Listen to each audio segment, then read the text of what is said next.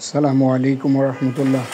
সম্মানিত ভিউয়ার্স, আজকে সিঁড়ি কাস্টিং করার পূর্বে সুপারভিশন বিষয়ে আলোচনা করব।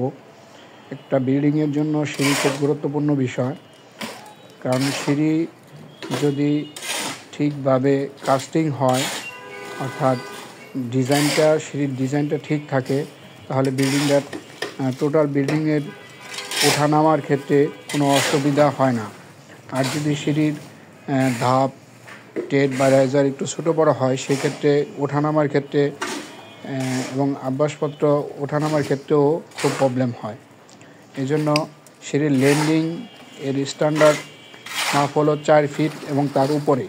এসএসের ক্ষেত্রেও 4 ফিট বা তার উপরে রাখতে হবে। আর সিঁড়ির রডের কাস্টিংয়ের নিচে অবশ্যই ব্লক ইউজ করবে, রডের নিচে ব্লক ইউজ করবে এবং উপরে জালিতে ডাবল জালির ব্লক ইউজ করবেন। এটা হলো, আর কলাম টু কলাম যাতে ভীমের কানেক্ট থাকে, এই জন্য ভীম ইউজ করতে হবে। আর সিঁড়ির টেট হবে 10 ইঞ্চি, হাইট সর্বোচ্চ 6 ইঞ্চি।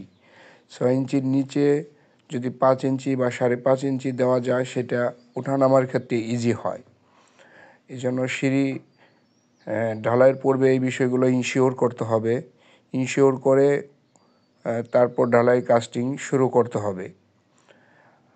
আর আপনারা যদি আমার চ্যানেলে নতুন হয়ে থাকেন, তাহলে রিকোয়েস্ট করব যে সাবস্ক্রাইব করার জন্য এবং পাশে থাকা বেল আইকনকে অন করে দেওয়ার জন্য, যাতে আমাদের ভিডিও আপলোড হওয়ার সাথে সাথে আপনার কাছে পৌঁছে যায়। আমাদের স্ক্রিনে দেওয়া নাম্বারে যোগাযোগ করলে, আমাদের সাথে যোগাযোগ করে আপনারা কাজ করে নিতে পারবেন। সারা বাংলাদেশে আমরা কনসালটেন্সি করে থাকি। তাহলে এই তথ্যগুলো দিয়ে আজকের মতো এখানে বিদায় নিচ্ছি। আল্লাহ হাফেজ। আসসালামু আলাইকুম রহমতুল্লাহ।